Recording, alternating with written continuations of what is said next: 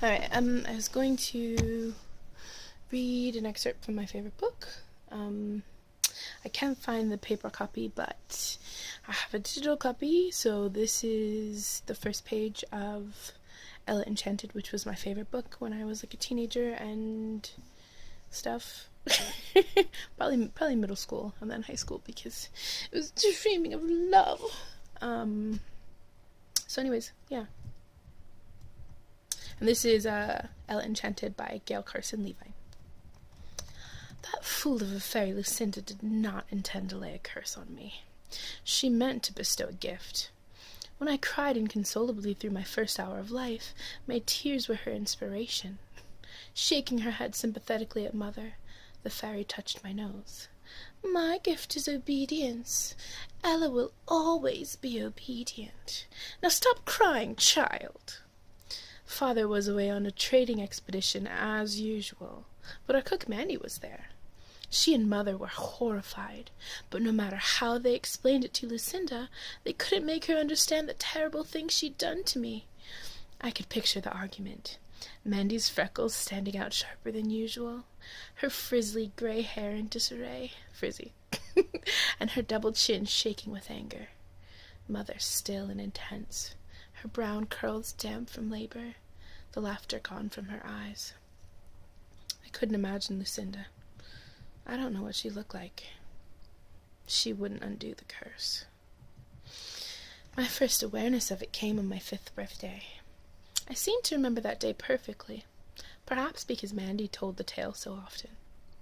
For your birthday, she'd start. I baked a beautiful cake, 6 layers. Bertha, our head maid, had sewn a gown for me. Let's try that again. Bertha, our head maid, had sewn a special gown for me. Blue as midnight with a white sash. You were small for your age even then, and you looked like a china doll, with a white ribbon in your black hair and your cheeks red from excitement. In the middle of the table was a vase filled with flowers that Nathan, our manservant, had picked. We all sat around the table. Father was away again. I was thrilled. I had watched Mandy bake the cake and Bertha sew the gown and Nathan pick the flowers. Mandy cut the cake. When she handed me my piece, she said without thinking, "Eat." The first bite was delicious. I finished the slice happily. When it was gone, Mandy cut another. That one was harder.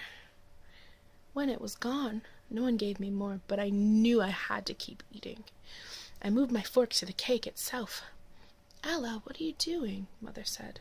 "Little piggy," laughed Mandy. "It's her birthday, lady. Let her have what she wants." She put another slice on my plate.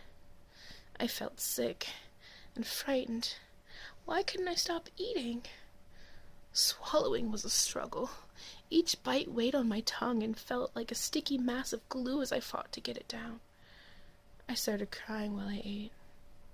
Mother realized first. "Stop eating, Ella," she commanded. I stopped. Anyone could control me with an order.